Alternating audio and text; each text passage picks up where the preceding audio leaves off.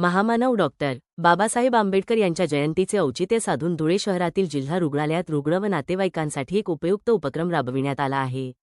ग्रामीण भागातून उपचारासाठी येणाऱ्या नागरिकांना उन्हाच्या तडाख्यात स्वच्छ व थंड पिण्याचे पाणी मिळावे या उद्देशाने डॉक्टर बाबासाहेब आंबेडकर पाणपोई सुरू करण्यात आली आहे।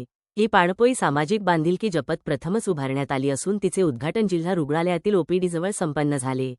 या कार्यक्रमाला आमदार अनुप अग्रवाल यांच्या धर्मपत्नी सौभाग्यवती अल्फाजी अग्रवाल, जिल्हा शल्यचिकित्सक डॉक्टर रवींद्र सोनवणे, महापौर सौभाग्यवती मायादेवी परदेशी, उपमहापौर सौभाग्यवती ज्योत्स्नाताई पाटील, शिवसेना महानगर प्रमुख संजय भाऊ वाल्हे, बौद्ध महासभेचे राज्य तक्रार निवारण प्रमुख देविदास जगताप, मधुकर निकुंभे, डॉक्टर सुशील महाजन, मनीबाबा खैरनार आदी मान्यवर उपस्थित होते। या पाणपोईची संकल्पना कृष्णाभाऊ शिंदे आणि सदानंद भाऊ भामरे यांची होती। या उपक्रमामुळे रुग्णालयात येणाऱ्या नागरिकांना मोठा दिलासा मिळणार आहे।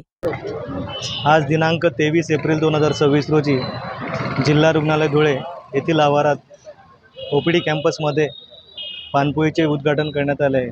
उन्हाळा ऋतू चालू असल्यामुळे पाण्याची कमतरता रुग्णांना भासू नये, रुग्णांच्या नातेवाईकांना भासू नये या अनुषंगाने आज हा 135व्या डॉक्टर बाबासाहेब आंबेडकर जयंती दिनानिमित्त हा पाणपोई शुभारंभाचा कार्यक्रम घेण्यात आला आहे। सदर कार्यक्रमामध्ये माननीय मायादेवीजी परदेशी तसेच आपल्या धुळे शहराचे आमदार अनुपजी अग्रवाल यांच्या सुविद्य पत्नी, ज्या महाराष्ट्र राज्याच्या बेटी बचावच्या संयोजिका आहेत त्या अल्पाबाबी अग्रवाल, तसेच उपमहापौर ज्योत्स्नाताई प्रफुल्ल पाटील, नगरसेवक प्रफुल्ल पाटील, तसेच शिवसेना गटाचे संजयजी वाल्हे, तसेच डॉक्टर सुशीलजी महाजन, BJPचे सचिनजी शेवतकर, तसेच महाराष्ट्र परिढोबी संघाचे अध्यक्ष कृष्णाजी शिंदे, निसर्गमित्र समितीचे आदरणीय प्रेमजी हैरेसाहेब, तसेच मनीबाबा खैरनार व इतर सर्व राजकीय पदाधिकारी, इतर सर्व